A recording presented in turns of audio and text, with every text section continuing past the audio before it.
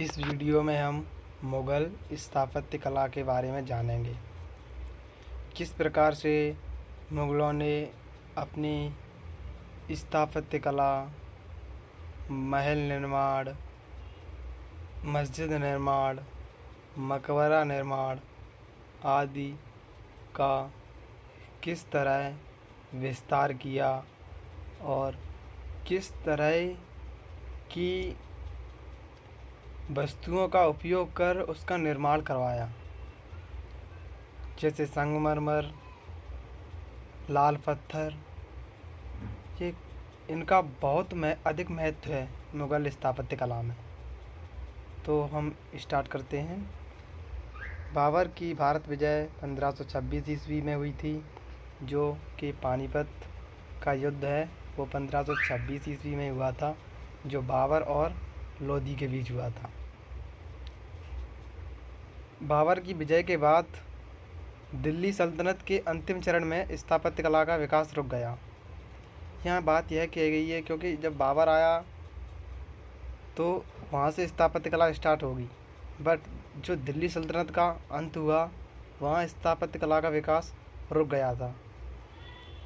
जब दिल्ली सल्तनत का स्थापत्य कला का विकास रुका तो उसके दो कारण थे।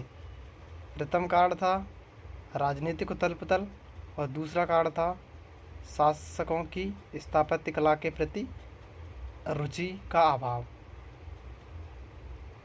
अतः हम कह सकते हैं कि इन दो कारणों की वजह से यहाँ स्थापत्य कला दिल्ली सल्तनत के अंतिम क्षण में रुक गई। किंतु बाबर के आगमन के पश्चात केंद्रीय स्थापत्य कला का पुनर्जागरण ही नहीं हुआ, वरन एक विशेष शैली का विकास भी हुआ, जिसको भविष्य में विद्वानों ने मुग़ल स्थापत्य कला शैली, इंडो पार्शियन स्थापत्य कला शैली तथा इंडो सार्सैनिक स्थापत्य कला शैली की संज्ञा से विभूषित किया। इस प्रकार मुग़ल स्थापत्य कला, जिसका विकास बाबर के आगमन के पश्चात हुआ, बाबर के बाद फिर अकबर, अकबर के बाद फिर जहांगीर, जहांगीर के बाद फिर शाहजहाँ के शासनकाल में चरम सीमा को प्राप्त हुई। इतना ही नहीं, शाहजहाँ के शासनकाल में भारतीय इतिहास में स्थापत्य कला को स्वर्ण युग कहा गया था। बाबर के आगमन के फलस्वरूप भारत का सांस्कृतिक संबंध मध्य एशिया से पुनः स्थापित हो गया। मुग़ल शासकों ने भारतीय संस्कृति को ईरान की संस्कृति के स्तर पर लाने की चेष्टा की। इस प्रकार सांस्कृतिक जगत में मुग़ल साम्राज्य एक आश्चर्यजनक या आश्चर्य सिद्ध हुआ। बाबर, हुमायूं, अकबर, जहांगीर, शाहजहाँ तथा औरंगजेब जो एक के पश्चात एक सिंहासनरूढ़ हुए, इस क्षेत्र में अपनी विद्वता का परिचय प्रदान किया। उनकी प्रतिभा केवल प्रशासन तक ही सीमित न होकर सांस्कृतिक क्षेत्र की ओर भी थी और स्थापत्य कला उसका अंग है। इस प्रकार मुग़ल दरबार में समरकंद, ईरान, इटली, फ्रांस आदि देशों के शिल्पकारों को प्रश्रय प्रदान किया गया, जहाँ प्रत्येक ने अपनी शैली को प्रस्तुत कर मुग़ल स्थापत्य कला शैली के विकास में अमूल्य सहयोग प्रदान किया। किंतु इसका यह तात्पर्य कदापि नहीं है कि मुग़ल स्थापत्य कला शैली विदेशी शैलियों का सम्मिश्रण मात्र थी।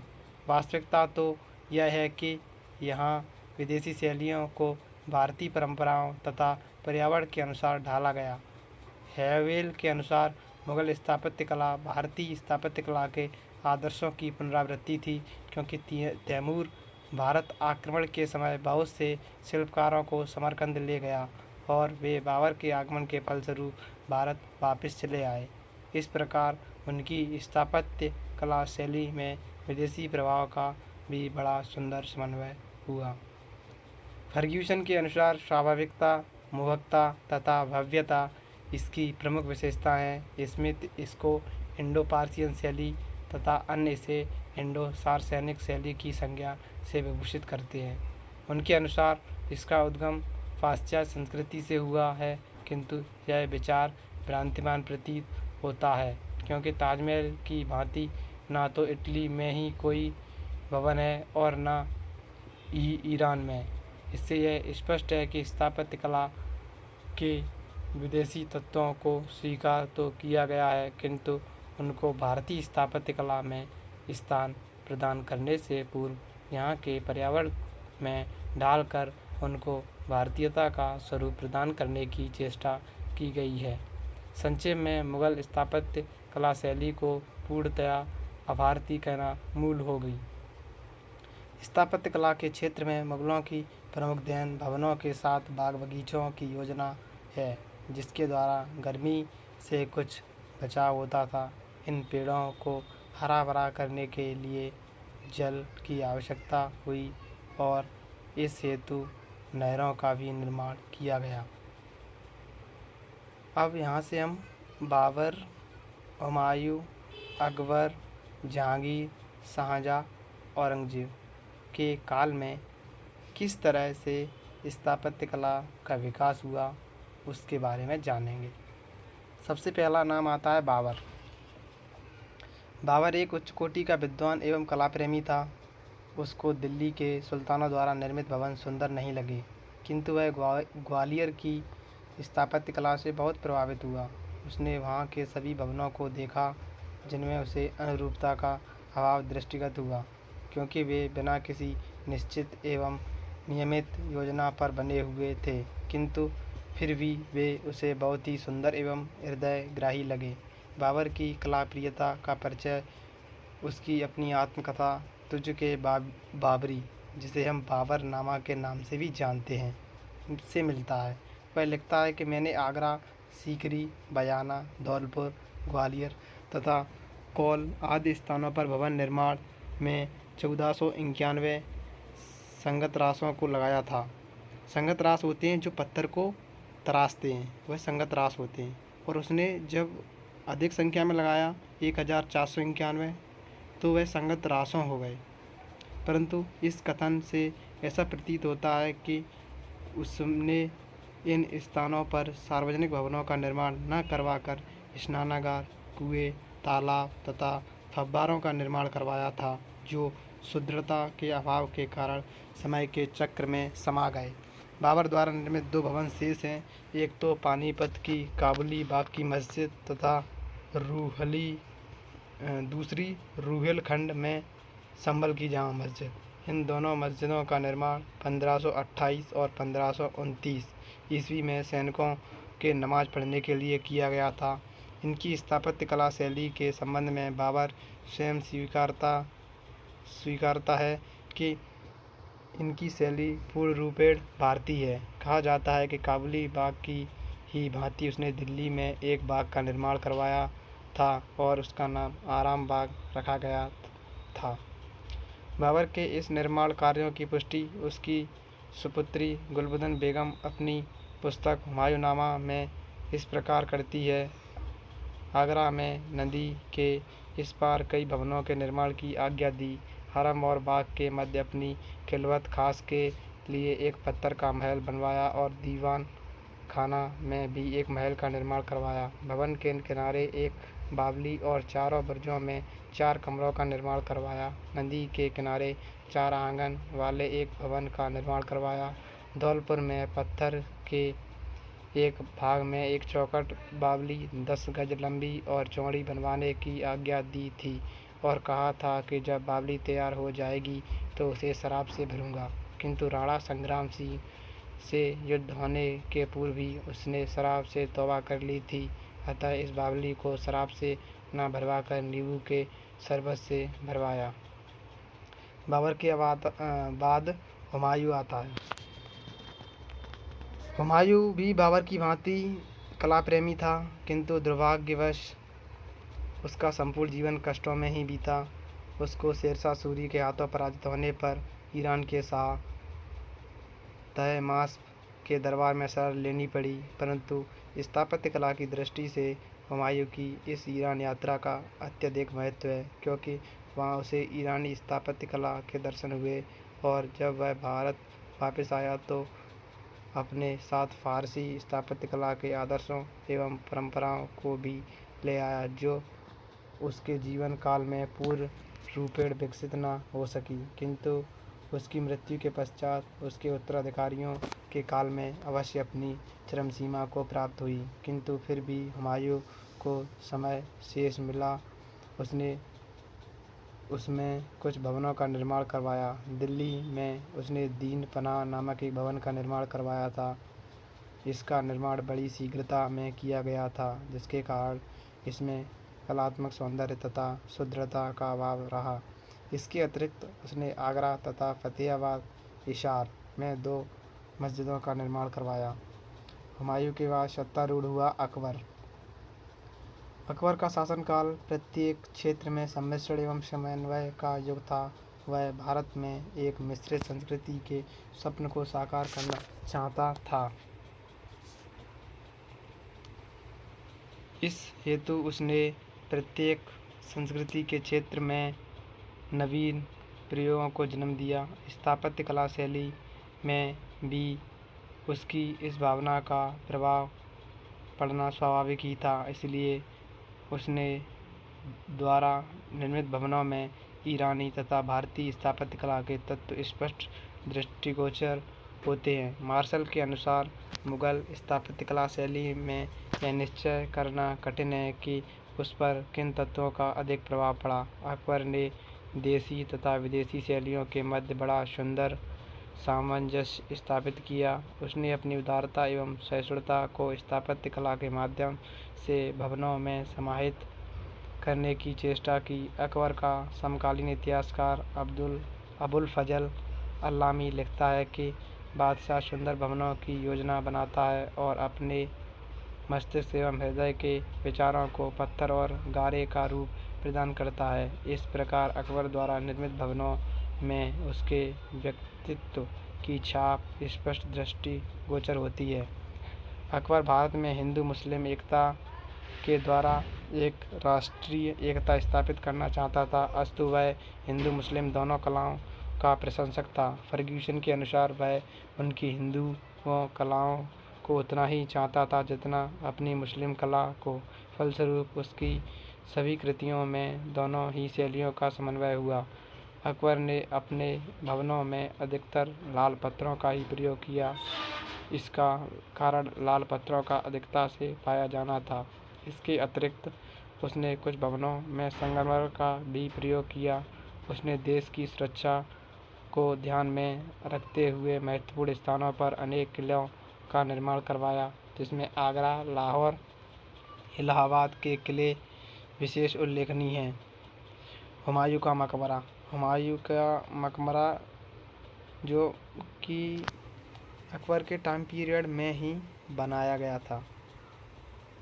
दिल्ली में हुमायूं का मकबरा केवल भारत की भवन निर्माण कला का सुंदर उदाहरण ही प्रस्तुत नहीं करता, वरन मुगल स्थापत्य कला के विकास का परिचय भी प्रदान करता है। हुमायूं के मकबरे का निर्माण हुमायूं की प्रिय पत्नी हाजी खान या हाजी बेगम ने अपने देखरेख में करवाया था। अकबर के में नहीं, अकबर होगा उस टाइम, लेकिन जो उसका हुमायूं का मकबरे का निर्माण है वह उसकी प्रिय पत्नी हाजी बेगम के द्वारा करवाया गया। यह मकबरा भारतीय रूप में ईरानी शैली पर आधारित स्थापत्य कला का सुंदर उदाहरण है। इसके पूर्व मकबरों के चारों ओर चार दीवारी का रिवाज न था, जैसा कि हमें फिरोज शाह तथा मुबारक शाह के मकबरों से दृष्टिगत होता है। किंतु हुमायूं के मकबरे के पश्चात इस ढंग के मकबरों का प्रचलन हुआ और इतना ही नहीं, चार दीवारी के बाहर पेड़ पौधों लगाने की योजना का भी प्रचलन हुआ तथा मकबरे के अंदर प्रकाश के हेतु रोशनदानों की व्यवस्था की गई। हुमायूं के मकबरे के ऊपरी भाग को सुसज्जित करने के लिए सुदृढ़ सुडौल तथा सुंदर गुंबद का निर्माण किया। ताजमहल को यदि हम एक वफादार आशिक का खिराज कहते हैं, तो हुमायूं के मकबरे को हमें एक वफादार बीवी की महबूबाना पेशकश कहना पड़ेगा। आगरा का किला। आगरा का किला अकबरी शैली का सर्वप्रथम उदाहरण है। यह अकबर महान के द्वारा निर्मित विशाल भवनों में सुप्रसिद्ध किला है। इसका निर्माण कार्य अकबर के दरबार के प्रधान कारीगर कासिम खां की देखरेख में हुआ था। इसका निर्माण कार्य 1565 ईस्वी में प्रारंभ हुआ और लगभग 15 वर्षों में पूर्ण हुआ। इसके निर्माण कार्य में लगभग 35 लाख रुपया व्यय हुआ। यह किला यमुना नदी के दाएं किनारे पर लगभग 1.5 मील के घेरे में स्थित है। इसकी दीवारों के संबंध में कहा जाता है कि उत्तर से नीचे तक आग जैसे लाल पत्थरों की लोहे की रिंग से इस बारीकी से जोड़ा गया है कि उनके जोड़ में एक बाल भी नहीं जा सकता। इसमें 2 प्रवेश द्वार हैं। इसके पश्चिम का प्रवेश द्वार 1566 ईस्वी में बनकर तैयार हुआ था। इसे दिल्ली दरबार कहते हैं। यह अकबर के प्रारंभिक काल की स्थापत्य कला का परिचय प्रदान करता है। इसके मुख्य प्रवेश द्वार पर दोनों ओर 2 बुर्ज स्थित हैं जो इसे कलात्मक रूप प्रदान करते हैं। यह बुर्ज अठपहले हैं और इनमें आपस में अनुरूपता है। इसमें कोष्ठकों तथा बालकनियों का भी बड़ा सुंदर प्रयोग किया गया है। प्रवेश द्वार को सुसज्जित करने का भी बड़ा सराहनीय प्रयास किया गया है। मेहराबों को संगमरमर तथा उस पर विभिन्न डिजाइनों के निर्माण द्वारा सुसज्जित एवं मनोहारी बनाने का प्रयास किया गया है। इन पर फूल पत्तियों एवं पशु पक्षियों का निर्माण हुआ है। इस मुख्य प्रवेश द्वार दिल्ली दरवाज़ा के अतिरिक्त एक दूसरा छोटा प्रवेश द्वार था जो सभी लोगों के उपयोग के लिए न होकर बादशाह के निजी उपयोग के लिए था। किले के चारों ओर खाई की योजना थी। किले के अंदर अकबर ने लाल पत्थरों से 500 से अधिक भवनों का निर्माण करवाया था। इसमें से कुछ भवनों का निर्माण बंगाल तथा गुजरात की स्थापत्य कला शैली पर हुआ था, किंतु इनमें से अधिकांश भवनों को अकबर के पौत्र तथा ताजमहल के निर्माता शाहजहां ने गिरवाकर उनके स्थान पर संगमरमर के भवनों का निर्माण करवाया था। अकबर द्वारा निर्मित भवनों में कुछ भवन अभी भी शेष हैं। जहांगीरी महल, यह आगरा के किले में स्थित है। अकबर ने अपने पुत्र तथा उत्तराधिकारी शाहजादा सलीम के रहने के लिए इसका निर्माण करवाया था। यह लगभग वर्गाकार भवन है। इसका निर्माण भी लाल पत्थरों से किया गया है तथा संगमरमर का प्रयोग न्यून मात्रा में वाहम भाग में किया गया है।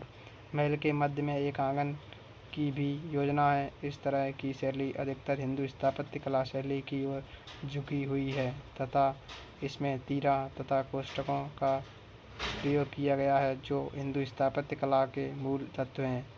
इसमें मेहराबों का प्रयोग सजावट को ध्यान में रखते हुए किया गया है। विद्वानों के अनुसार जहांगीरी महल की शैली लगभग ग्वालियर में निर्मित हिंदू भवनों की भांति है। जहांगीरी महल के सामने एक हौज का निर्माण करवाया था जो कि एक प्याले के आकार का है। हौज के बाहरी भाग में फारसी में कुछ पंक्तियां खुदी हुई हैं। अकबरी महल, आगरे के किले के अंदर जहांगीरी महल के निकट ही अकबरी महल का निर्माण हुआ था, किंतु अब यह ध्वंसावशेष अवस्था में है। यह महल भी अकबर के प्रारंभिक काल में निर्मित हुआ। इस भवन की शैली जहांगीरी महल की शैली की तुलना में कम कलात्मक है। लाहौर का किला, लाहौर के किले का निर्माण भी अकबर ने आगरे के किले के निर्माण के समय करवाया था। इसकी शैली भी लगभग आगरे के किले के ही समान है। इसके निर्माण में भी लाल पत्थरों का प्रयोग किया गया है। लाहौर के किले की योजना आगरे के किले से उच्च है। इसकी भीतरी योजना अधिक क्रमानुसार है। लाहौर के किले में भी अनेक महलों का निर्माण करवाया था। इनमें शिल्पकारी का बड़ा सुंदर कार्य किया गया था।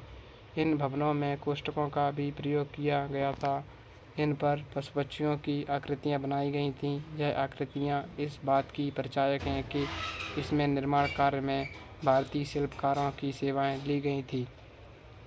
इलाहाबाद का किला, अकबर ने 1583 ईस्वी में इलाहाबाद के किले का निर्माण करवाया। यह किला गंगा और यमुना 2 नदियों के संगम पर स्थित है।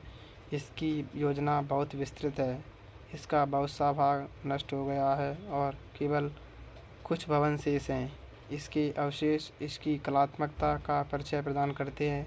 किले के अंदर शेष भवनों में जनाना महल नामक एक सुंदर मंडप अभी सुरक्षित अवस्था में है। इसकी शैली कलात्मक तथा अनुरूपता लिए हुए है। इसमें कोष्ठकों का प्रयोग हुआ है जो भारतीय स्थापत्य कला का एक महत्वपूर्ण तत्व रहा है। इन भवनों में स्तंभों का बड़ी कुशलता तथा निपुणतापूर्वक प्रयोग किया गया है। इन स्तंभों का प्रयोग जोड़े में दो में हुआ है। अटक का किला। अकबर ने अपने साम्राज्य की सीमाओं की सुरक्षा के लिए अजमेर 1570 ईस्वी तथा अटक 1581 ईस्वी में ये दो किलों का स्थापना की थी। इसमें अजमेर का किला छोटा है और अटक का किला विशाल है, यानी कि बड़ा है। वर्तमान समय में अटक का किला ध्वंसावशेष अवस्था में है। फतेहपुर सीकरी। आगरा से 23 मील की दूरी पर सीकरी नामक एक गांव स्थित था। यही प्रसिद्ध सूफी शेख सलीम चिश्ती रहा करते थे, जिनके दर्शन हेतु अकबर प्राय सीकरी जाया करता था। यद्यपि अकबर इतने विस्तृत साम्राज्य का स्वामी तो था, किंतु उसके कोई पुत्र न था, तो उसके पश्चात उसका उत्तराधिकारी होता। अतः अकबर संतान उत्पत्ति के लिए प्राय शेख सलीम चिश्ती के दर्शनी सीकरी जाया करता था। शेख सलीम ने अकबर से प्रसन्न होकर उसे 3 पुत्र के पिता होने का आशीर्वाद प्रदान किया था। शेख साहब के आशीर्वाद के फलस्वरूप अकबर के पुत्र का जन्म हुआ, जिसका नाम शेख सलीम चिश्ती के नाम पर शहजादा सलीम रखा गया। इस प्रकार सीकरी अकबर के लिए एक सौभाग्यपूर्ण स्थान सिद्ध हुआ और इसके प्रति उसका लगाव भी बढ़ गया। उसने इस गांव को नगर का रूप प्रदान करने का निश्चय किया। अकबर का समकालीन इतिहासकार अबुल फजल लिखता है कि चूँकि उसके श्रेष्ठ पुत्रों ने सीकरी में जन्म लिया था तथा शेख सलीम की दिव्य ज्ञान युक्त आत्मा उनमें प्रविष्ट कर गई थी, अतः अकबर के पवित्र हृदय में इस आध्यात्मिक स्थान को सुंदर रूप प्रदान करने की इच्छा थी। बादशाह ने निजी प्रयोग के लिए भव्य भवनों के निर्माण की आज्ञा प्रदान की। जहांगीर भी अपनी आत्मकथा तुजुक-ए जहांगीरी में स्वयं इस बात को स्वीकार करते हुए लिखता है कि मेरे पिता ने सीकरी गांव, जो कि मेरा जन्म स्थान था, अपने लिए सौभाग्यपूर्ण समझकर उसे अपनी राजधानी बना ली। 14-15 वर्षों के काल में यह जंगली पशुओं से भरी हुई पहाड़ी, सभी प्रकार से बाग बगीचों, भवनों, उच्च अट्टालिकाओं तथा हृदयग्राही महलों से युक्त नगरी बन गई। अकबर ने गुजरात विजय के पश्चात अपनी इस नवीन राजधानी का नाम फतेहपुर रखा था। इस प्रकार अकबर के आदेशानुसार इस नवीन महल में महलों, मस्जिदों, खानकाहों, मठों, स्नानागारों तथा अन्य भवनों का निर्माण किया गया। दीवान-ए-आम। इसका निर्माण एक ऊंची कुर्सी पर किया गया। इसके सामने की ओर एक बरामदे की योजना है, जिसके ऊपर लाल पत्थरों के छज्जे निर्मित हैं। इसमें पत्थर की सुंदर जालियां भी बनाई गई हैं। यह भवन देखने में एक आयताकार कक्ष की भांति है। इसमें अकबर महान अपना दरबार किया करता था। दीवान-ए-खास। यह भवन भी लाल पत्थरों के द्वारा निर्मित है। यह एक लघु आकार का भवन है और इसकी निर्माण योजना सीकरी में निर्मित अन्य भवनों से भिन्न है। यह एक 33 फीट का वर्गाकार भवन है। इसमें एक डाटदार कक्ष भी योजना है, जिसकी छत पटी हुई है और प्रत्येक कोण पर ऊपर की ओर एक स्तंभ वाली छतरी है। इसकी आंतरिक योजना अत्यंत सुंदर एवं कलात्मक है। कोषागार। यह भवन दीवान-ए-खास के उत्तर में स्थित है। इसमें कई कक्ष हैं, किंतु स्थापत्य कला की दृष्टि से इसमें कोई कलात्मकता दिखाई नहीं पड़ती। इसकी छत ऊपर से पटी हुई है। इसके दीवारों के भीतरी भाग में खाने कटे हुए हैं। इसके कक्षों को देखने से ऐसा आभास होता है कि इसमें बहुमूल्य हीरे, जवाहरात आदि रखने के लिए इसका निर्माण किया गया था। ज्योतिषी की बैठक। यह कोषागार के पश्चिम में स्थित है। इसको सुंदर घनी खुदाई के काम द्वारा सुसज्जित एवं कलात्मक बनाने का प्रयास किया गया। इसकी निर्माण शैली में कोष्ठकों का प्रयोग किया गया, जो कि भारतीय स्थापत्य कला शैली का मूल तत्व है। पंचमहल। यह पंचमहली इमारत है। इसका निर्माण स्तंभों पर हुआ है। इन स्तंभों को सुसज्जित करने का प्रयास किया गया है, किंतु इसमें स्तंभों को आपस में अनुरूपता का अभाव है। इस भवन का निचला भाग ऊपर की ओर अन्य मंजिलों से बड़ा है। इसकी प्रत्येक मंजिल आकार में अपने नीचे की प्रत्येक मंजिल से क्रमशः छोटी होती गई है। इसकी बनावट तथा खुदाई में भी विभिन्नता है। इस भवन के स्तंभों को विभिन्न प्रकार की आकृतियों के द्वारा सुसज्जित करने का प्रयास किया गया है। एक मंजिल से दूसरे मंजिल जाने के हेतु सुंदर सीढ़ियों का निर्माण किया गया है। इस भवन के निर्माण में स्तंभों का स्वतंत्रतापूर्वक प्रयोग किया गया है। तुर्की सुल्ताना की कोठी। यह एक सुंदर लघु आकार की इमारत है। इसमें एक ही मंजिल है तथा स्तंभों पर आधारित बरामदे की भी योजना है। इसके भीतरी दीवार को पेड़ पौधों तथा पशु पक्षियों की आकृतियों द्वारा सुसज्जित किया गया है। इसकी सजावट में काष्ठकला का अनुकरण स्पष्ट दृष्टिगोचर होता है और ऐसा ज्ञात होता है कि इसके कारीगर पंजाब से आए होंगे। खास महल अकबर का आवास गृह था। यह 2 मंजिला भवन है तथा इसके दोनों ही मंजिलों में कमरे स्थित हैं।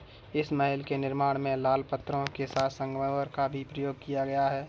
इसकी दीवारों में जालियों की भी योजना थी। इस भवन के शयन के दक्षिण में बादशाह का शयनागार स्थित है। यह शयनागार 15 फीट का एक वर्गाकार कक्ष है जिसमें 4 दरवाज़ों की योजना है। इसी से मिला हुआ पुस्तकालय का कक्ष है। खास महल के ही ऊपरी मंजिल के एक किनारे पर झरोखा ए दर्शन स्थित है जहाँ से बादशाह प्रतिदिन प्रातःकाल अपनी प्रजा को दर्शन देता था। जोधाबाई का महल। जोधाबाई का महल अकबर द्वारा सीकरी में निर्मित भवनों में सबसे बड़ा है। इस भवन से तत्कालीन स्थापत्य कला शैली के पूर्ण विकसित रूप का परिचय मिलता है। यह एक आयताकार भवन है। इसकी लंबाई 320 फीट, चौड़ाई 215 फीट तथा दीवारों की ऊंचाई 32 फीट है। जोधाबाई के महल की चहारदीवारी अधिक सादी और सुदृढ़ है। महल के चारों कोनों पर चपटे गुंबद हैं। इसका निर्माण इस भांति हुआ है कि आवश्यकता पड़ने पर इसके सभी आवास गृहों को एक दूसरे से अलग किया जा सकता है। इसके साथ ही 7 कमरों को ऋतुओं के अनुसार ठंडा और गर्म रखने की व्यवस्था है। इसके ऊपरी मंजिल के कमरे अधिक बड़े हैं। इसकी निर्माण शैली में भारतीय शैली के कोष्ठकों का प्रयोग किया गया है। इसकी स्थापत्य कला शैली से ऐसा दृष्टिगत होता है कि इस महल का निर्माण कार्य गुजरात के कारीगरों को सौंपा गया होगा। हवा महल। यह जोधाबाई के महल के उत्तर में स्थित है। हवा महल 2 मंजिली इमारत है। इसमें हवा जाने के लिए सुंदर जालियों की योजना है, इसलिए इसे हवा महल की संज्ञा प्रदान की गई है। मरियम की कोठी। यह जोधाबाई के महल के निकट ही स्थित है। यह भी 2 मंजिली छोटी इमारत है। इसमें कमरों के अतिरिक्त कोई आंगन अथवा स्नानागार की योजना नहीं है। इसके चारों ओर स्तंभों पर बरामदे स्थित हैं। इन स्तंभों को सुसज्जित एवं कलात्मक बनाने की चेष्टा की गई है। इन स्तंभों पर हाथी आदि पशुओं की आकृतियाँ अंकित की गई हैं जिससे उनके बनाने वाले शिल्पकारों की सुंदर कला का परिचय मिलता है। इनकी दीवारों को अलंकृत एवं सुसज्जित करने के लिए मानव आकृतियाँ भी विभिन्न रंगों में चित्रित की गई हैं जो समय के अनुसार मिट गई हैं। बीरबल की कोठी। बीरबल अकबर के दरबार में नवरत्नों में से थे। बीरबल की कोठी का निर्माण मरियम की कोठी की शैली पर हुआ है। यह 2 मंजिली इमारत है। इसको सुसज्जित एवं कलात्मक बनाने के लिए सुंदर खुदाई का काम किया गया है। इसकी दूसरी मंजिल के कमरों के ऊपर चपटे गुंबद तथा बरसातियों पर मिस्र के पिरामिडों जैसी छतों की योजना है। इसके निर्माण में कोष्ठकों का प्रयोग किया गया है जो भारतीय स्थापत्य कला का प्रतीक है। इसके छज्जों को कोष्ठकों पर आधारित किया गया है। इन कोष्ठकों पर शिल्पकारों ने बड़ी कुशलतापूर्वक खुदाई का काम किया है। इस भवन की मुख्य विशेषता यह है कि के भीतरी तथा बाहरी दोनों भागों को सुसज्जित करने का प्रयास किया गया है। पर्सी ब्राउन के अनुसार फतेहपुर सीकरी के किसी अन्य भवन में रचना तथा सजावट संबंधी तत्व इतनी अधिकता तथा इतनी कुशलतापूर्वक निर्मित नहीं मिलते जितना कि इस लघु आकार किंतु वैभवशाली मंत्री आवास गृह में मिलता है।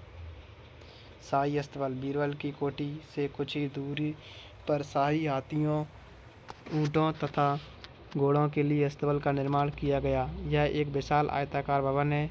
इस भवन के मध्य एक शयन आंगन तथा उसके दोनों ओर मेहराबदार बरामदों की योजना है। इसमें घोड़ों, हाथियों, ऊँटों आदि के बांधने के लिए अलग अलग स्थान हैं। सराय अकबर ने यात्रियों के ठहरने के लिए सराय का निर्माण करवाया, क्योंकि अकबर की उदार नीति से प्रभावित होकर देश विदेश के विभिन्न भागों से यात्री तथा व्यापारी आया करते थे। यह व्यापारी अपने साथ कीमती खड़ी हुई सिल्क, ऊनी वस्त्र, सोने चांदी की वस्तुएं, जवाहरात इत्यादि बेचने के लिए आया करते थे और वे इस सराय में ठहरते थे। इस सराय को पत्थर की सुंदर जाली की पर्देदार गैलरी के द्वारा शाही हरम से मिलाया गया है, जिससे हरम की महिलाएं सराय में आकर अपने पसंद की वस्तुओं के खरीद सकें। अब यह सराय खंडर अवस्था में है। हिरन मीनार सराय के कोने पर झील के किनारे हिरन मीनार का निर्माण किया गया। यह मीनार वृत्ताकार है और इसकी ऊंचाई 90 फीट है।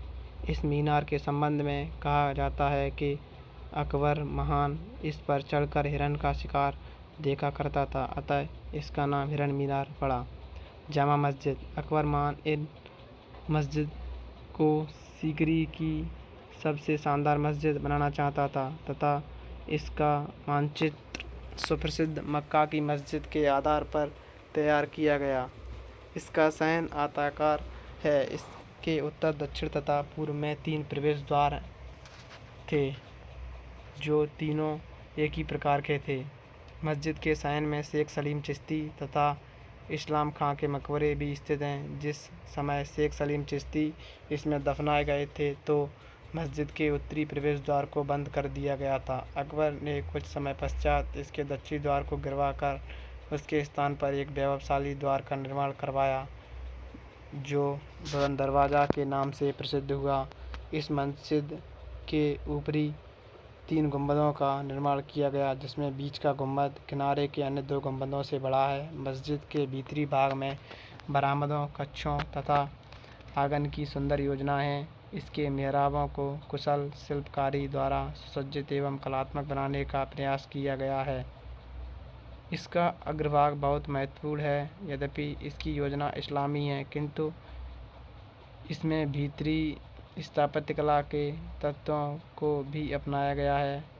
इसके स्तंभ, छतें तथा कोष्ठकों का प्रयोग इसकी भारतीयता का परिचय प्रदान करते हैं। मस्जिद को सुसज्जित एवं कलात्मक बनाने के लिए सुंदर खुदाई का काम किया गया है। यह मस्जिद सीकरी के सबसे महत्वपूर्ण भवनों में से है। पर्सी ब्राउन के अनुसार इस सुंदर भवन में जो रचना की विभिन्नता है, उसका उसी के अनुरूप कोई वर्णन नहीं है। इसके ऐसा ज्ञात होता है कि कलाकारों ने किसी अति सुंदर हस्तलिखित ग्रंथ के पृष्ठों को अपना आदर्श माना हो और उन्हें अपनी स्वर्ण रेखा गणित तथा रंगों के द्वारा रिक्त स्थानों को सुसज्जित किया हो। बुलंद दरवाज़ा यह सीकरी की जामा मस्जिद के दक्षिण दीवार में निर्मित है। यह भारत का सबसे बड़ा और सबसे ऊंचा तथा वैभवशाली प्रवेश द्वार है। यह प्रवेश द्वार पृथ्वी की सतह से 176 फीट ऊंचा, इसके चबूतरे की ऊंचाई 42 फीट है तथा चबूतरे से दरवाजे की ऊंचाई 134 फीट है। इसके आगे का भाग 130 फीट चौड़ा तथा आगे से पीछे तक की लंबाई 123 फीट है। यह सीकरी के विशाल एवं वैभवशाली भवनों में से है। यह अकबर की दक्षिण विजय का स्मरण कराता है, क्योंकि अकबर ने दक्षिण में अपनी सफलता के पश्चात 1601 ईस्वी में इसका निर्माण करवाया। यह दरवाज़ा स्वयं एक पूर्ण भवन है। इसमें कई छोटे बड़े कक्षों की योजना है। जिनके द्वारा जामा मस्जिद के भीतरी सहन तक पहुंचा जा सकता है। इसके मध्य का बड़ा भाग तथा उसके दोनों ओर के कम ऊंचे तथा कोण पर छोटे भागों को 3 सतहों पर द्वारा उभारा गया है। इसके मध्य का भाग एक किनारे से दूसरे किनारे तक 86 फीट लंबा है। इसकी योजना आयताकार है। इसके किनारे के दोनों भाग 3 मंजिले हैं और प्रत्येक मंजिल पर खिड़कियों की योजना है। इसके अग्रभाग की सबसे महत्वपूर्ण विशेषता मध्य का मेहराबी मार्ग है। इस पर सुंदर मेहराबों का भी निर्माण हुआ है तथा उनको सुसज्जित करने के लिए उन पर कलश की योजना है। शेख सलीम चिश्ती का मकबरा। शेख सलीम चिश्ती का मकबरा सीकरी की स्थापत्य कला का एक सुंदर उदाहरण है। इसका निर्माण जामा मस्जिद के सहन के उत्तरी कोने में किया गया है। सीकरी के अधिकतर भवनों का निर्माण लाल पत्थरों के द्वारा हुआ था, किंतु अकबर ने इसके निर्माण में लाल पत्थर का प्रयोग न करके संगमरमर का प्रयोग किया था। पर्सी ब्राउन के मतानुसार फतेहपुर सीकरी की अनेक इमारतों की भांति यह भी लाल पत्थरों से बना हुआ था, किंतु जहांगीर तथा शाहजहाँ के शासनकाल के प्रारंभ में इसकी रचना में बिना कोई परिवर्तन किए ही इसको ज्यों का त्यों संगमरमर के भवन के रूप में परिवर्तित कर दिया गया। इस मकबरे की योजना वर्गाकार है। इसे सुसज्जित करने के लिए सुंदर स्तंभों तथा छज्जों का निर्माण किया गया है। इसमें कोष्ठकों का भी कुशलतापूर्वक प्रयोग किया गया है। भारतीय स्थापत्य कला के इन्हीं तत्वों के आधार पर स्मिथ ने इसमें हिंदू स्थापत्य कला की अनुभूति बताई है। इसके भीतरी भाग की सुंदर जालियां, सुंदर दीवारों तथा फर्श को रंग बिरंगी डिजाइनों के द्वारा सुसज्जित एवं अलंकृत करने का प्रयास किया गया है। इसकी स्थापत्य कला शैली इस्लाम की बौद्धिकता तथा गांभीर्य की अपेक्षा मंदिर निर्माता की स्वतंत्र कल्पना का परिचय प्रदान करती है। इस्लाम खां का मकबरा। यह शेख सलीम चिश्ती के मकबरे के दक्षिण में स्थित है। इस्लाम खां एक मुगल मनसबदार था। उसकी मृत्यु के पश्चात उसे जामा मस्जिद के सहन में दफनाया गया था। इस मकबरे का निर्माण लाल पत्थरों के द्वारा हुआ है। 9 महला। यह एक वैभवशाली 9 मंजिला इमारत है। इसका निर्माण नवाब अकरम खां के द्वारा हुआ था। यह महल शेख सलीम चिश्ती के पवित्र दरगाह के पश्चिम की तरफ है। फतेहपुर की स्थापना से पूर्व शेख साहब इसी खानका सूफी मठ में निवास करते थे। फतेहपुर सीकरी के अन्य भवन। अकबर ने उपरोक्त भवनों के अतिरिक्त फतेहपुर सीकरी में कई अन्य भवनों का निर्माण करवाया था, जिसमें इबादत खाना, मरियम का चमन, जनाना बाग, सफ़ा खाना जिसे चिकित्सालय भी कहते हैं, जनाना रास्ता, मीना बाजार, दफ्तर खाना, हकीम का महल, जौहरी बाजार, नौबत खाना, 12 दरी, हवा मोहम्मद बाकर, हौज सीरा, लंगर खाना, कबूतर खाना, संगीन बुर्ज, मैदान चौगान, मस्जिद शाहकुली तथा राजा टोडरमल का महल आदि भी अकबर के काल में प्रसिद्ध भवनों में हैं। इस प्रकार अकबर ने अपनी स्थापत्य कला की योजना के अनुसार इस नई राजधानी को सुंदर तथा वैभवशाली भवनों के द्वारा सुसज्जित करने का प्रयास किया। पर्सी ब्राउन के अनुसार फतेहपुर सीकरी के यह वैभवशाली भवन ताजमहल के पश्चात मुगलों की सर्वश्रेष्ठ कलाकृतियाँ हैं। फतेहपुर सीकरी के भवन अकबर के महान निर्माता तथा महान शासक होने का परिचय प्रदान करते हैं। फर्ग्यूसन के अनुसार फतेहपुर सीकरी के यह भवन पाषाण का एक ऐसा रोमांस है जो कि कहीं कम, बहुत ही कम प्राप्त होंगे तथा यह उस महान व्यक्ति के जिसने इसे बनवाया था मस्तिष्क की एक ऐसी प्रतिछाया है जो कि किसी अन्य स्रोत में सरलतापूर्वक उपलब्ध नहीं हो सकती। अकबर की इस निर्माण योजना की प्रशंसा करते हुए स्मिथ लिखते हैं कि फतेहपुर सीकरी जैसी निर्माण कार्य न पहले कभी हुआ था और न फिर कभी होगा। यह रोमांस का एक ऐसा प्रतिस्वरूप है जिसमें अकबर की अद्भुत प्रवृत्ति के सभी मनोभाव जड़ गए हों। अजमेर का किला तथा मस्जिद। फतेहपुर सीकरी के अतिरिक्त अजमेर में भी अकबर ने अनेक भवनों का निर्माण करवाया। अजमेर में निर्मित सर्व प्रसिद्ध भवनों में वहाँ का किला है। किले के अतिरिक्त अकबर ने एक मस्जिद का भी निर्माण करवाया जो कि अकबरी मस्जिद के नाम से प्रसिद्ध है। इस प्रकार अकबर ने अपनी भवन निर्माण योजना को कार्यान्वित कर स्थापत्य कला के विकास में अमूल्य सहयोग प्रदान किया। अकबर के सुंदर तथा वैभवशाली भवन उसके पितामह बाबर महान के उस वाक्य का स्मरण कराते हैं कि यदि एक मनुष्य किसी कार्य को उठाए तो उसे उस कार्य को अपना अंतिम उद्देश्य बना लेना चाहिए तथा उस समय तक कार्य में लीन रहना चाहिए जब तक कि वह पूर्ण न कर ले। अकबर के बाद अब बात आती है जहांगीर की। जहांगीर के समय में स्थापत्य कला। तो जब जहांगीर सिंहासन रूढ़ हुआ उसके लिए अकबर की भवन निर्माण योजना को उसी गति से कार्यान्वित करना एक कठिन कार्य था। अतएव जहांगीर ने स्थापत्य कला की ओर कोई विशेष ध्यान नहीं दिया।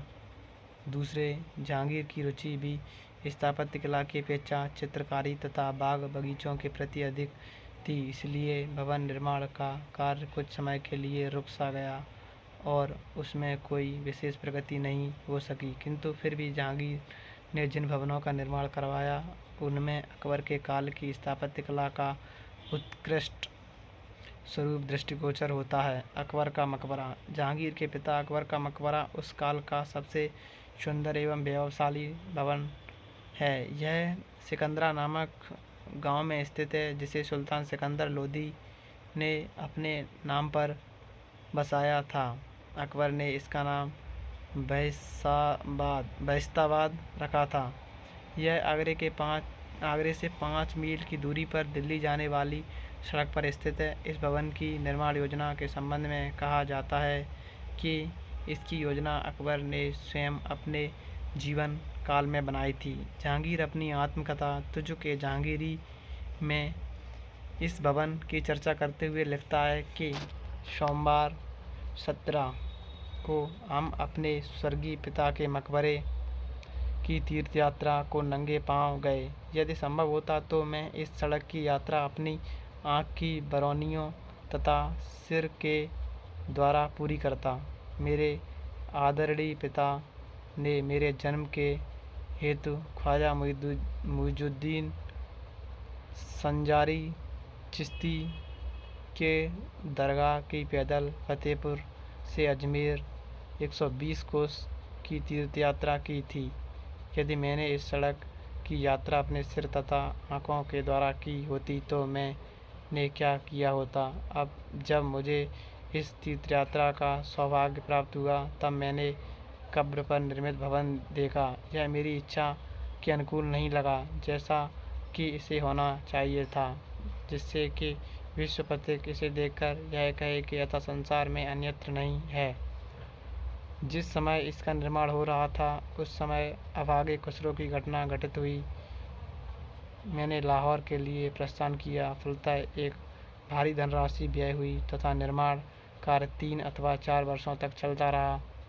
मैंने आज्ञा दी कि अनुभवी कारीगर अन्य अनुभवी लोगों की सम्मति से विभिन्न भागों पर निश्चित योजना के अनुसार पुनः नींवें डालें। क्रमशः एक विशाल ऊंचे भवन का निर्माण हुआ और इस दरबार के चारों ओर खुलते हुए उद्यान की व्यवस्था की गई तथा एक विशाल एवं ऊंचा प्रवेश द्वार सफ़ेद पत्थर के मीनारों सहित बनाया गया।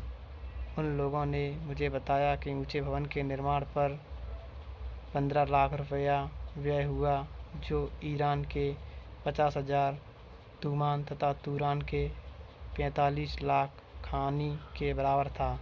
जहांगीर ने इस कथन से यह स्पष्ट है कि इसके निर्माण में जहांगीर ने बड़ी रुचि ली थी तथा भवन का जो भाग उसे सुंदर न लगा उसने उसको गिरवाकर फिर से उसका निर्माण करवाया था। यह मकबरा एक विस्तृत एवं सुनियोजित बाग के मध्य में निर्मित है। इस बाग की परिधि 1.5 मील है तथा इसके चारों ओर दीवार घिरी हुई है। इसके चारों ओर प्रवेश द्वार हैं, जिनमें अब केवल दक्षिण का मुख्य प्रवेश द्वार खुला हुआ है। सभी प्रवेश द्वार सुंदर तथा वैभवशाली हैं, किंतु इसका मुख्य प्रवेश द्वार सर्वाधिक सुंदर है, जिसके चारों ओर तथा चारों कोनों पर संगमरमर की एक ऊंची मीनारें हैं। प्रवेश द्वार पर कुशलतापूर्वक की गई पच्चीकारी इसकी शोभा में वृद्धि करती है। पर्सी ब्राउन के अनुसार अब तक इस प्रकार की एक भी मीनार भारतीय स्थापत्य कला में नहीं दिखाई पड़ती।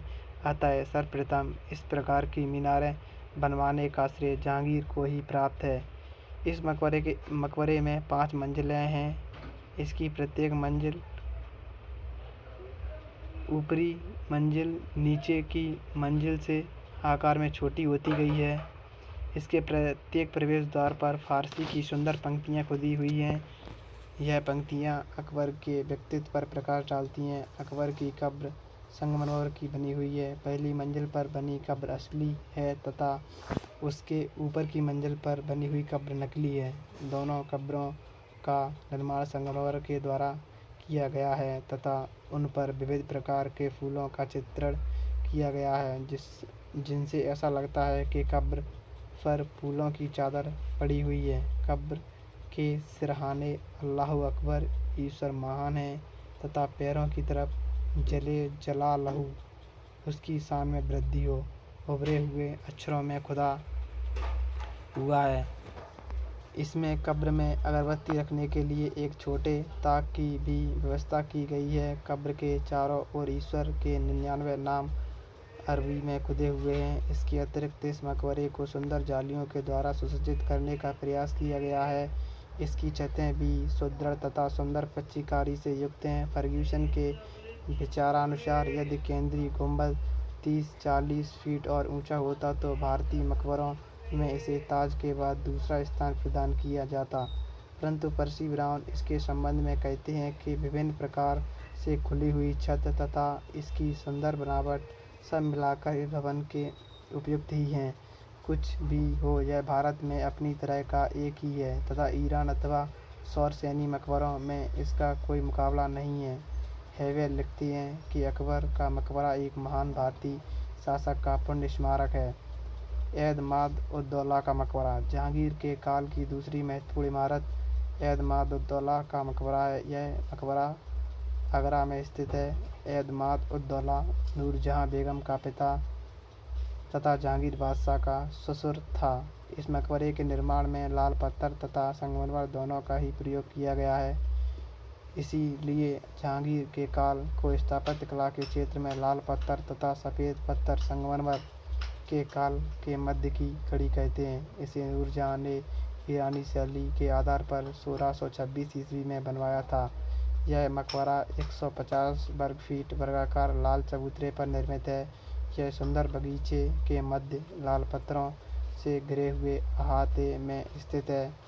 इस अहाते की लंबाई 540 फीट तथा चौड़ाई भी इतनी ही है। इसमें 2 मंजिलें हैं। इसके नीचे की मंजिल वर्गाकार तथा इसकी लंबाई 70 फीट तथा चौड़ाई भी इतनी ही है। इसके ऊपर की मंजिल के चारों कोनों पर 4 छोटे छोटे मीनार स्थित हैं। इसमें सुंदर मेहराबों का निर्माण किया गया है। इसकी दीवार के निर्माण में सुंदर जालियों का प्रयोग किया गया है। इसकी फर्श को भी सुंदर ढंग से अलंकृत किया गया है। बाग बगीचे तथा प्रवेश द्वारों की सुंदर निर्माण शैली इस मकबरे की श्रेष्ठता प्रदान करती है। मकबरे को सुंदर नक्काशी तथा कुशल पच्चीकारी के द्वारा सुसज्जित एवं अलंकृत करने का प्रयास किया गया है। पर्सी ब्राउन के अनुसार एतमाद-उद-दौला के मकबरे ने संगमरमर में सोने तथा कीमती पत्थरों के जड़ाऊ के काम का प्रारंभ किया, जो मुगलों की कलाकृतियों में मिलता है। जहांगीर का मकबरा यह लाहौर में शाहदरा में स्थित है। इस मकबरे का निर्माण उसकी प्रिय पत्नी नूर महल बेगम की देखरेख में हुआ। जहाँ तक इसकी योजना का संबंध संभव है कि जहांगीर ने स्वयं ही बनाई हो। जहांगीर के मकबरे का निर्माण लगभग सिकंदरा के मकबरे यानी कि अकबर के मकबरे की ही शैली पर हुआ, किंतु यह सिकंदरा के मकबरे से कुछ नीचा तथा एक मंजिला है। यह एक वर्गाकार मकबरा है। इसके प्रत्येक कोने पर एक एक सुंदर मीनार स्थित है। इस मकबरे को जड़ायु संगमरमर, रंगीन टाइल्स तथा विभिन्न रंगों के प्रयोग द्वारा सुसज्जित एवं अलंकृत किया गया है। अन्य भवन जहांगीर के काल के अन्य भवनों में जालंधर में बनी हुई सराय है। यह आकार में छोटी है परंतु एक प्रभावशाली भवन है। लाहौर में स्थित मोती मस्जिद तथा अनारकली के मकबरे का निर्माण भी जहांगीर के काल में हुआ था। शाहजहाँ जहांगीर के बाद अब सत्तारूढ़ हुआ शाहजहाँ। शाहजहाँ का काल मुगल स्थापत्य कला का स्वर्ण युग था। इस काल में स्थापत्य कला अपने विकास की चरम सीमा पर पहुंच गई। डॉक्टर बनारसी प्रसाद सक्सेना के अनुसार यदि ऐतिहासिक साहित्य पूर्णतया नष्ट भी हो जाए तो और केवल यह भवन ही शाहजहाँ के शासनकाल की गाथा कहने को शेष रहे तो इसमें तनिक संदेह नहीं कि तब भी इसे इतिहास में अति शोभायमान कहा जाएगा। इस काल की स्थापत्य कला शैली के संबंध में विशेषज्ञों में मतभेद है। कुछ इसे भारतीय तथा कुछ भारतीय स्थापत्य कला की परंपराओं की उपज बतलाते हैं। इन दोनों मतों में सत्यांश है किंतु पूर्णतः सत्य नहीं है। सत्य दोनों के मध्य निहित है। शाहजहाँ के काल की स्थापत्य कला दो संस्कृतियों के पारस्परिक संपर्कों का प्रतिफल है। इसका विकास पहले से ही होता चला आ रहा था किंतु शाहजहाँ के काल में उसका संरक्षण प्राप्त कर अपनी पूर्णता को प्राप्त हुई। शाहजहाँ की स्थापत्य कला के प्रति बड़ी रुचि थी। उसने निर्माण कार्य के हेतु सार्वजनिक निर्माण विभाग की व्यवस्था की जो एक विशेष अधिकारी के नियंत्रण में था। शाहजहाँ इतिहास में अपने नाम अमर कर जाने का इच्छुक था, अस्तु इस उद्देश्य की प्राप्ति के लिए उसने सुंदर एवं वैभवशाली भवनों के निर्माण का निश्चय किया। उसने इस हेतु देश विदेश से कुशल तथा निपुण कलाकारों को आमंत्रित किया तथा उनकी सेवाएं प्राप्त की, जिसके फलस्वरूप उन विभिन्न कलाकारों की कुशलता का समन्वीकरण हुआ। शाहजहाँ को संगमरमर अत्यधिक प्रिय था, अतः उसने सभी भवनों का निर्माण संगमरमर के द्वारा करवाया। इतना ही नहीं, उसने कुछ पूर्व निर्मित लाल पत्थरों के भवनों को भी संगमरमर के परिवर्तित करवाया था। जैसे जहांगीरी महल, वह जहाँ भी गया वहाँ उसने सुंदर भवनों का निर्माण करवाया, किंतु इसमें आगरा तथा दिल्ली में निर्मित भवन उसके स्वर्णकाल का प्रतिनिधित्व करने के लिए पर्याप्त हैं। दीवान-ए-आम अकबर द्वारा निर्मित आगरे के किले में स्थित दीवान-ए-आम को तुड़वाकर शाहजहाँ ने फिर से इसका निर्माण 1627 ईस्वी में करवाया। इसके निर्माण में संगमरमर का प्रयोग किया गया। यह एक विशाल भवन है तथा तीन ओर से खुला हुआ है। इसकी छत ऊंचे सुंदर स्तंभों पर आधारित है। इन स्तंभों को संगमरमर से निर्मित सुंदर मेहराबों के द्वारा जोड़ा गया है। इसके अतिरिक्त इस भवन को सुंदर फूल पत्तियों तथा जड़ाऊ के काम के द्वारा सुसज्जित एवं अलंकृत करने का प्रयास किया गया है। इसमें बादशाह के बैठने के लिए ऊंचाई पर एक मंडप की व्यवस्था थी, जहां तख्त-ए-ताऊस मयूर सिंहासन पर बादशाह शोभायमान होता था। इसके नीचे फर्श के ऊपर संगमरमर की बनी हुई एक चौकी स्थित है, जहां से वजीर प्रधानमंत्री बादशाह की सेवा किया करता था। दीवान-ए-खास यह संगमरमर का एक आयताकार भवन है।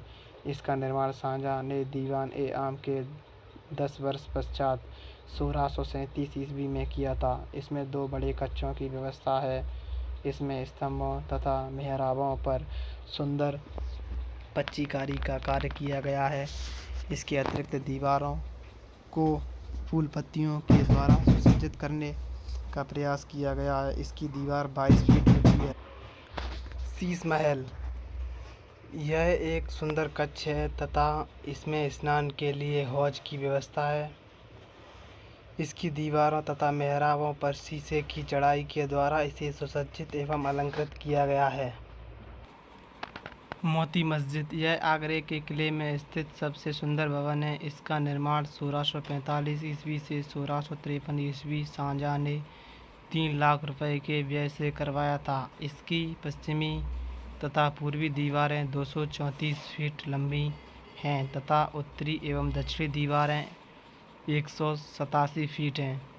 इसके वाम भाग में लाल पत्थरों का प्रयोग हुआ है। मस्जिद के भीतरी भाग को सुंदर एवं सुसज्जित बनाने के लिए संगमरमर का प्रयोग किया गया है। इसके वर्गाकार सहन में सफ़ेद पत्थरों के टुकड़ों का प्रयोग किया गया है। मस्जिद के अंदर दोनों ओर जालीदार हुज्रे की व्यवस्था है तथा ऊपरी भाग में सुडौल गुंबद तथा सुंदर मीनारों की योजना है। इस मस्जिद के संबंध में परसी ब्राह्मण लिखते हैं कि इसमें मेहराबों तथा छतरियों की सुंदर योजना तथा विशेष रूप से दोनों पक्षों के मध्य केंद्रीय गुंबद का कुशलतापूर्वक निर्माण किया गया है। डॉक्टर बनारसी प्रसाद सक्सेना के शब्दों में यह सादगी से संयुक्त कला की पूर्णता का श्रेष्ठ उदाहरण है। खास महल यह दीवान एक खास में लगा हुआ स्थित है। इसका निर्माण बादशाह तथा उसकी बेगम के लिए किया गया था। इस भवन से यमुना नदी की लहरें टकराती थीं। शाहजहां के अन्य भवनों की भांति इस भवन का निर्माण भी संगमरमर के द्वारा हुआ है। इसके स्तंभों तथा दीवारों पर सुंदर खुदाई का काम किया गया तथा उनको फूल पत्तियों तथा बेल बूटों द्वारा सुसज्जित किया गया। इसके साथ ही साथ अलंकरण के लिए इसमें विभिन्न रंगों का भी प्रयोग किया गया। मुसम्मन बुर्ज यह 6 मंजिला भवन है। शाहजहां ने इसका निर्माण संगमरमर से करवाया था। इस पर सुंदर खुदाई का काम किया गया। इसके ऊपर एक सुंदर तथा सुडौल गुंबद की योजना है। मुमताज़ महल की मृत्यु के पश्चात शाहजहां ने इसी में रहना तय किया था और यहीं से बैठकर अपनी प्रिय पत्नी के वैभवशाली मकबरे ताजमहल को देखकर आत्म शांति प्राप्त करता था। इसकी सुंदर जालियां तथा कुशल पच्चीकारी भवन की सुंदरता में वृद्धि करते हैं। नगीना मस्जिद यह मस्जिद भी आगरे के किले में स्थित है। इसका निर्माण संगमरमर से हुआ। यह मस्जिद आकार में छोटी है किंतु सुंदरता में श्रेष्ठ है। कुछ लोग इसकी सुंदरता से प्रभावित होकर इसकी तुलना मोती मस्जिद से करते हैं। कुछ भी हो, इस लघु आकार की मस्जिद की सुंदरता है जो इसे श्रेष्ठता प्रदान करती है।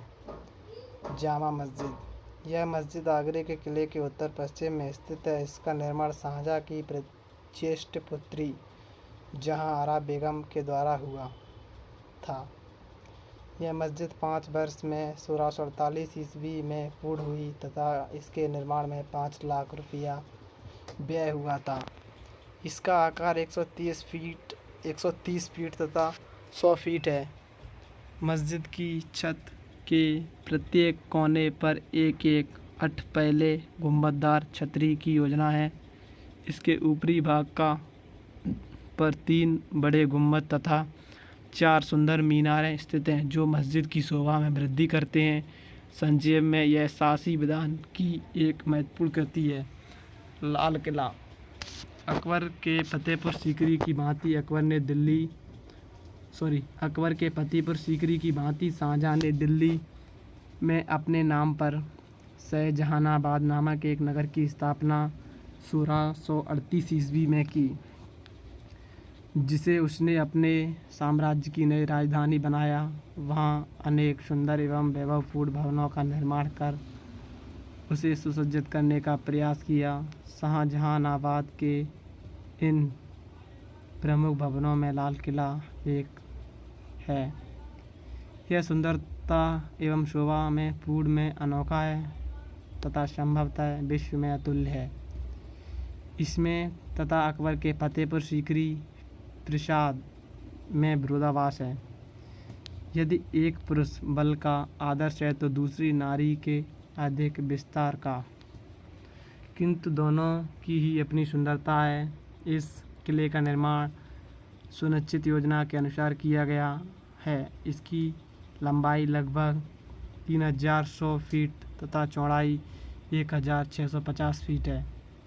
इसका मुख्य प्रवेश द्वार तथा लाहौरी द्वार वास्तुकला की दृष्टि से अधिक महत्वपूर्ण है।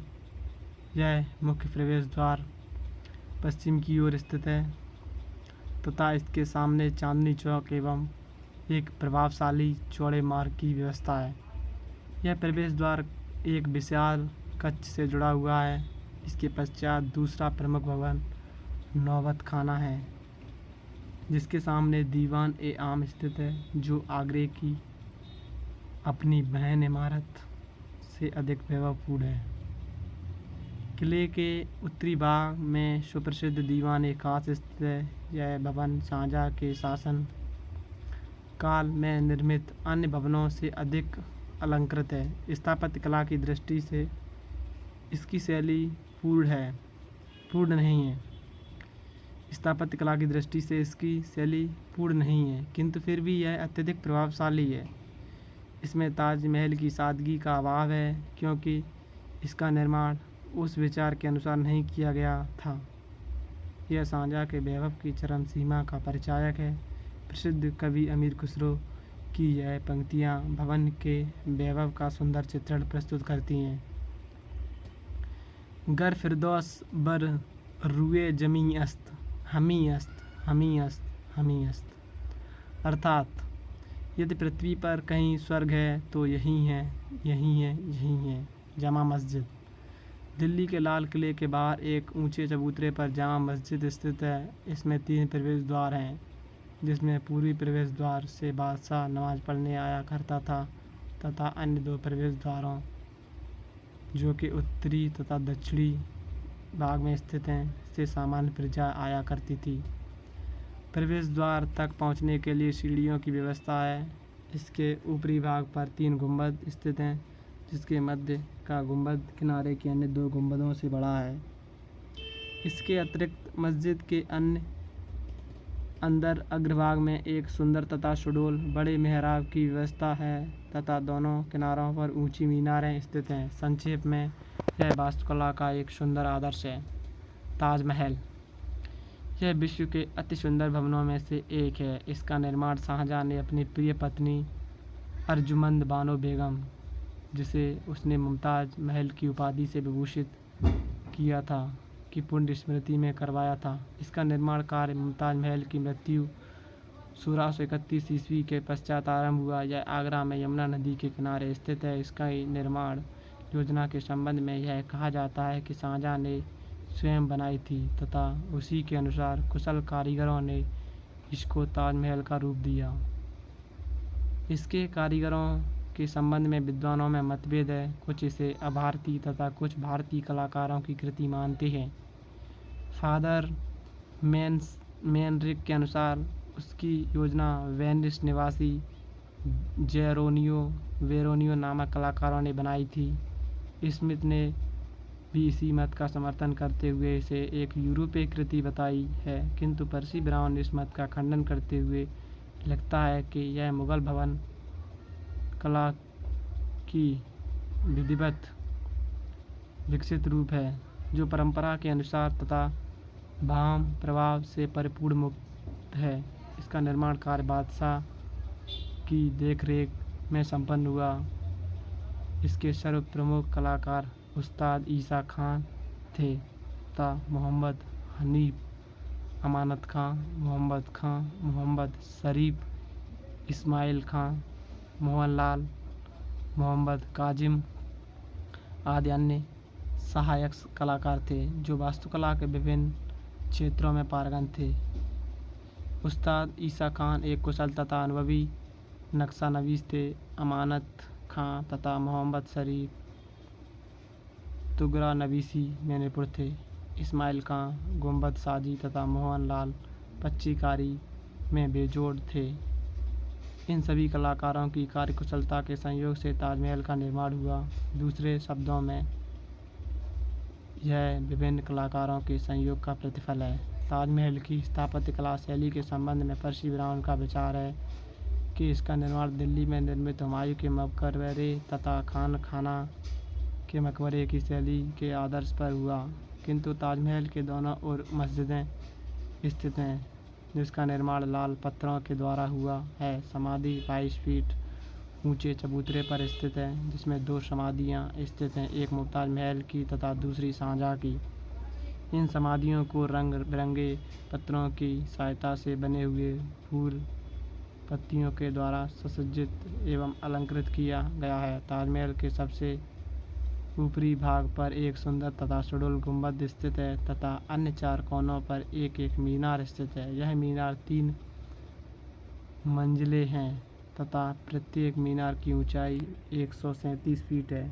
इस प्रकार इन चारों मीनारों में अनुरूपता के कारण इसकी सुंदरता तथा वैभव में वृद्धि होती है। इसके प्रवेश द्वार पर पवित्र कुरान की सुंदर पंक्तियां अंकित हैं। इसके निर्माण कार्य में 17 वर्ष लगे थे, जिसमें 20,000 लोग प्रतिदिन कार्य किया करते थे। इसके निर्माण में मकराना के संगमरमर का प्रयोग किया गया है। इसके निर्माण में सब मिलाकर 3 करोड़ रुपया से अधिक व्यय हुआ था। ताजमहल की सुंदरता की प्रशंसा लोगों ने विभिन्न प्रकार से की है। पर्सी ब्राउन इसकी प्रशंसा करते हुए लिखते हैं कि दिन की प्रत्येक घड़ी तथा प्रत्येक आकाशीय परिवर्तन के लिए ताज के अपने अलग अलग रंग हैं। प्रातःकाल उषा की बेला का रंग, दोपहर को चकाचौंध कर देने वाली सफ़ेदी तथा चांदनी में शीतल सौंदर्य। जब इसका गुंबद वायु की भांति हल्के वस्तु की भांति तारों के मध्य एक बड़े मोती की तरह लटकता रहता है, तिस पर भी यह कोई भी रंग भारतीय गोधूल बेला के उन उड़ते हुए कुछ क्षणों के रंगों को नहीं पाते। जब इसकी आभा हल्की पीली तथा सुंदर गुलाबी हो उठती है। डॉक्टर बनारसी प्रसाद सक्सेना के शब्दों में यह नेत्रों को संतुष्ट तथा हृदय को आनंदित करती है। औरंगजेब। शाहजहां के बाद बादशाह बना औरंगजेब। मुगल स्थापत्य कला में बाबर एवं हुमायूं की गोद में आंखें खोली थी। अकबर, जहांगीर तथा शाहजहां के संरक्षण में अपनी युवावस्था को पहुंची। फलस्वरूप ताजमहल जैसी उच्चतम कलाकृति को जन्म दिया और तत्पश्चात वह पतनोन्मुख हो गई चली। यद्यपि औरंगजेब ने अनेक भवनों का निर्माण करवाया, किंतु वे उसके पिता शाहजहां के भवनों के समकक्ष न थे। इसके अनेक कारण थे। प्रथम तो यह कि औरंगजेब की ललित कलाओं के प्रति रुचि न थी। दूसरी, उसका संपूर्ण जीवन विद्रोहियों के दमन करने में व्यतीत हुआ। इस कारण वह इस ओर कोई विशेष ध्यान न दे सका। दिल्ली की मोती मस्जिद। दिल्ली के किले के अंदर औरंगजेब ने संगमरमर की एक मस्जिद का निर्माण करवाया, क्योंकि शाहजहां ने अपनी योजना के अनुसार किले के अंदर मस्जिद का निर्माण न करवाकर किले के बाहर जामा मस्जिद का निर्माण करवाया था। किंतु औरंगजेब ने किले के अंदर मस्जिद की आवश्यकता का अनुभव कर मस्जिद का निर्माण करवाया। यह मस्जिद शाहजहां की मोती मस्जिद के आकार की नहीं है, किंतु इसका निर्माण औरंगजेब ने अपने पिता की ही भांति संगमरमर से करवाया था। राबिया उद दौरानी का मकबरा। औरंगजेब ने औरंगाबाद में अपनी प्रिय पत्नी राबिया उद दौरानी के मकबरे का निर्माण 1678 ईस्वी में करवाया था।